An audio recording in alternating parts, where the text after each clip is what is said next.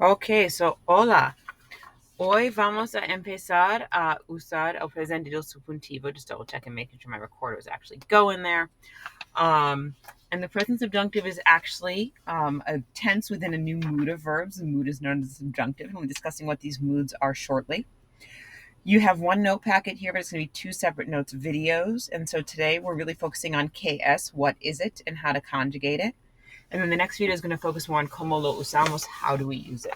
It's going to be very important that you follow the steps here. If you have questions as to why, I'm strongly advising that you consistently follow all the steps to conjugate verbs in the subjunctive. Please feel free to ask, and I'll be more than happy to let you know. So let's go. First off, we want to know ¿qué es el subjuntivo? What is a subjunctive? You should know that there are three different moods of verbs that we've used, and you've actually used one of them, not two, but one of them without being aware of it. Okay, so that's a typo from previous years.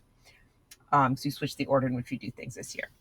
So what you need to know is that you know the indicative, or el indicativo, which is used for a statement of fact, and is the statement of fact based on the speaker or the writer. The speaker or writer believes that what he or she is saying or they are saying is a fact.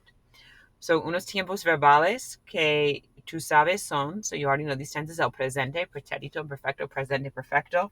So most of what you've done so far, if not all of it, has been in the indicative mood.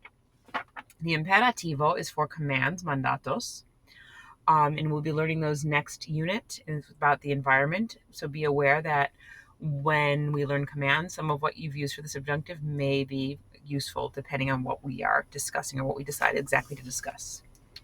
Now, for your purposes this year, we use el subjuntivo with querer, recomendar, impersonal expressions, and ojalá.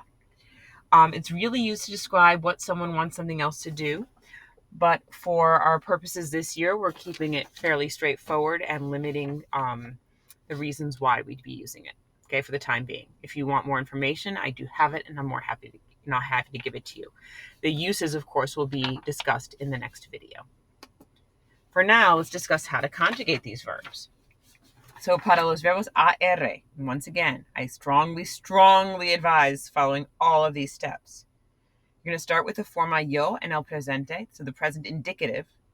Quitar la o, so get rid of the o, and add these endings. Añade esas terminaciones. Es, hemos, es, en. So if you look at the top of página 2, we have an example with examinar. So you'll notice we start with examino, and then we get rid of the o. We've had examin. And then in the conjugation chart there, you can write your conjugations in the present subjunctive. Examine, examines, examine, examinemos, examines, and examinen. Continuamos con los verbos er e ir. Start with the forma yo en el presente, quita la o, y añade estas terminaciones.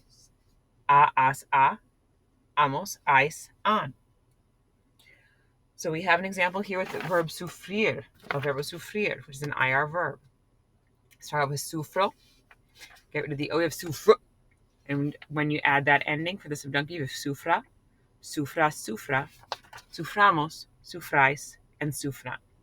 You'll often hear me say when we're talking about the subjunctive in some commands to flip the ending. So when I say flip the ending, it means that, an AR verb, a typically AR verb would have that ER-IR ending with the subjunctive, and a typically ER-IR verb would have that AR ending with the subjunctive. It's something that you'll probably get used to hearing the more we practice with this. If we go to página 3, a few other things. So verbos con cambio de raíz en el presente, okay? So you have, por ejemplo, jugar, we could do comenzar, empezar, and poder, okay? Querer is another good one to think of, okay? They keep the stem change except for the nosotros and vosotros forms. So for example, for querer, you'd have quiera, quieras, quiera, queramos, queráis, quieran. However, verbos IR, so IR verbs, con cambio de raíz en el presente. IR verbs with an extra stem change. And with a stem change, tienen un cambio extra. So they have an extra stem change. En las formas nosotros y vosotros.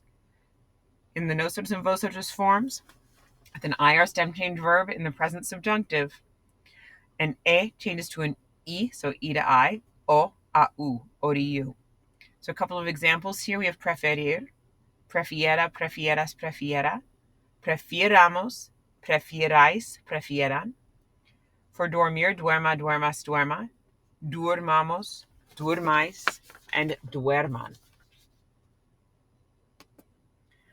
Finally, we're moving on to los verbos con cambio de ortografía, so spelling change verbs. So these spelling changes look an awful lot like those that are in the yo form and el pretérito, but in the subjunctive, we use those wonky spelling changes, the car to que, gar to ge, zar to se, in each conjugation, as you see here and as you'll see on the next slide. So usamos esos cambios de ortografía para cada conjugación for each conjugation. So for diagnosticar, we have diagnostique, diagnostiques, diagnostique, diagnostiquemos, diagnostiquéis, and diagnostiquen. For llegar, llegue, llegues, llegue, lleguemos, lleguéis, y lleguen. Y para comenzar, comience, comiences, comience, comencemos, comencéis, y comiencen.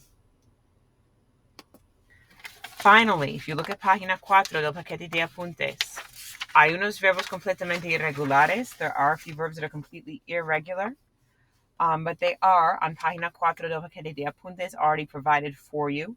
So these are available to you as a reference. And it's todo por hoy. That's it for today. And we will continue learning the reasons why we use the subjunctive, more about it, soon. Adios.